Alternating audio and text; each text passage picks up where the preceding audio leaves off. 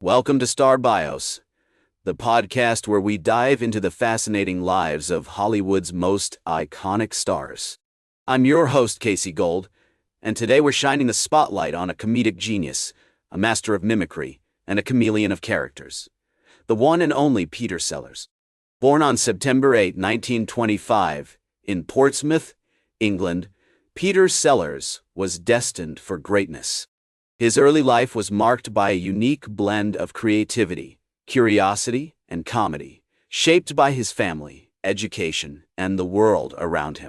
Peter's father, William Sellers, was a pianist and music hall performer who instilled in his son a love for entertainment from a young age. His mother, Agnes, was a homemaker who encouraged Peter's creative pursuits and supported his early ambitions. Growing up during World War II had a profound impact on Peter's early life. The war effort was in full swing, and the country was rallied around the cause. Peter's family, like many others, played their part, with his father serving as an air raid warden, and his mother working in a local factory. The experience of living through the war years, with its air raids, rationing, and sense of uncertainty, would later influence Peter's comedic perspective and inform his irreverent approach to humor. Peter's childhood was spent in various locations, including London and Oxford, where he attended St. Aloysius College in Highgate. The college, run by the Jesuit order, provided a strict but nurturing environment that encouraged Peter's creativity.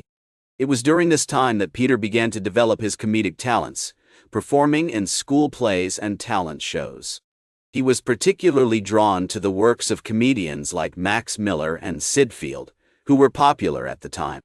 As a teenager, Peter began performing in local talent shows and radio broadcasts, honing his craft and developing his unique brand of humor. In 1943, at the age of 18, Peter joined the Royal Air Force Entertainment Unit, where he entertained troops during the war. This experience not only helped Peter develop his stage presence but also introduced him to other talented performers, including Spike Milligan, with whom he would later collaborate on the groundbreaking radio series The Goon Show. Peter's family played a significant role in shaping his early life and career. His father's music hall background and his mother's encouragement of his creative pursuits helped foster Peter's love for entertainment.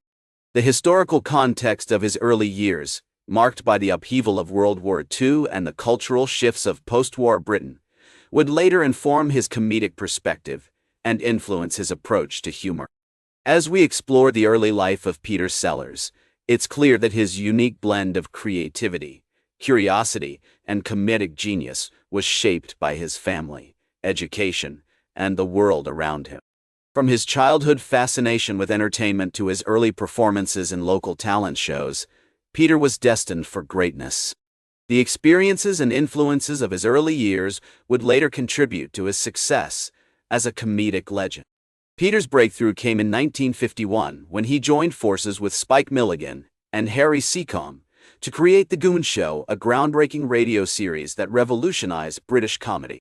The show's unique blend of absurdity, surrealism, and wit captivated listeners, and Peter's incredible vocal range and mimicry skills made him an instant star.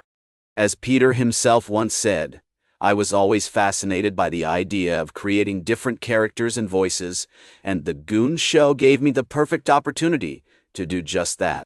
During his time on The Goon Show, Peter developed a wide range of characters, from the bumbling Nettie Seagoon to the sinister Hercules, Grippy Thin. His performances were marked by their energy, creativity, and unpredictability, and he quickly became known for his ability to think on his feet and improvise hilarious dialogue. The show's success was unprecedented, with millions of listeners tuning in each week to hear the latest antics of the Goons. As The Goon Show came to an end in 1960, Peter turned his attention to film, appearing in a string of successful movies, including The Lady Killers, I'm All Right, Jack, and Two-Way Stretch. His breakthrough role came in 1964 with the release of Stanley Kubrick's Dr. Strangelove, or How I Learned to Stop Worrying and Love the Bomb, in which Peter played 3 roles: the titular Dr. Strangelove, Group Captain Lionel Mandrake, and President Merkin Muffley. The film's success was a major turning point in Peter's career, establishing him as a leading man and cementing his reputation as a master of comedy. Throughout the 1960s, Peter continued to appear in a wide range of films, from the Pink Panther series to What's New Pussycat and The Party.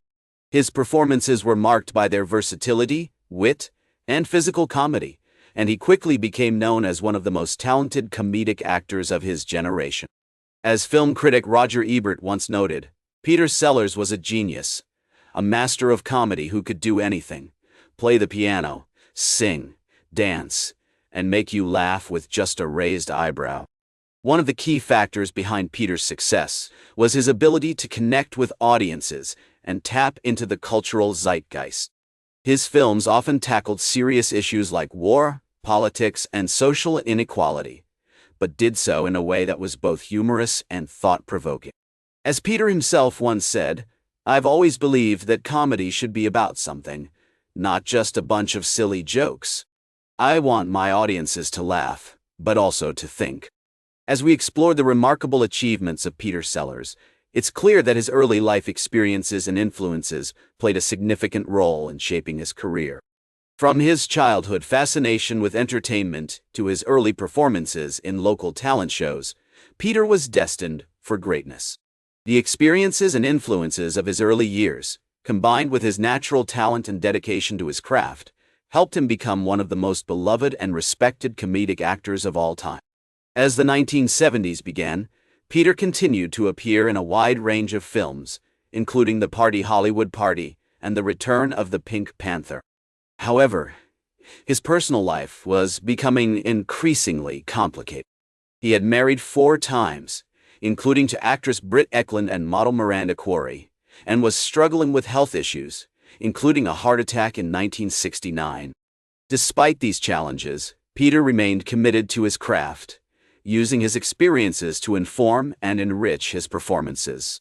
One of the most significant films of this period was Being There, released in 1979, in which Peter played the role of Chance, a simple-minded gardener who becomes embroiled in politics. The film was a critical and commercial success, with Peter's performance earning him an Academy Award nomination for Best Actor. As film critic Pauline Kael noted, Peter Sellers' performance in Being There is a masterpiece of understatement, a perfect blend of humor and pathos. Throughout the 1980s, Peter continued to work tirelessly, appearing in films such as The Fiendish Plot of Dr. Fu Manchu and Trail of the Pink Panther. However, his health issues were becoming more pronounced, and he suffered a series of heart attacks, including one in 1980 that left him hospitalized for several weeks. Despite these setbacks, Peter remained determined to continue working, using his comedy as a way to cope with the challenges he faced. Peter Sellers passed away on July 24, 1980, at the age of 54, leaving behind a legacy as one of the greatest comedic actors of all time. His impact on British comedy was immense, inspiring generations of comedians and actors, including Monty Python, Ricky Gervais, and Sacha Baron Cohen. As comedian John Cleese once said, "Peter Sellers was a huge influence on me, a true genius who could do anything: act, write, direct, and make you laugh with just a raised eyebrow." Today, Peter's films continue to delight audiences around the world, with his iconic characters, from Inspector Clouseau to Dr. Strangelove, remaining an integral part of popular culture. His legacy extends beyond his own work, too, with his influence visible in everything from The Muppet Show to Saturday Night Live. As we conclude our journey through the extraordinary life of Peter Sellers, it's clear that his comedy continues to inspire and entertain audiences, a testament to his enduring talent and genius. As Peter himself once said, "I've always believed that comedy should be about something, not just a bunch of silly jokes. I want my audiences to laugh, but also to think." Through his remarkable body of work, Peter Sellers achieved just that, leaving behind a legacy that will continue to make us laugh and think for generations to come. Thank you for joining me on this journey through the life of Peter Sellers, a true comedic legend. That's all for today's Star Bios. Remember to like, share, and subscribe, And until next time, I'm Casey Gold reminding you to keep shooting for the stars.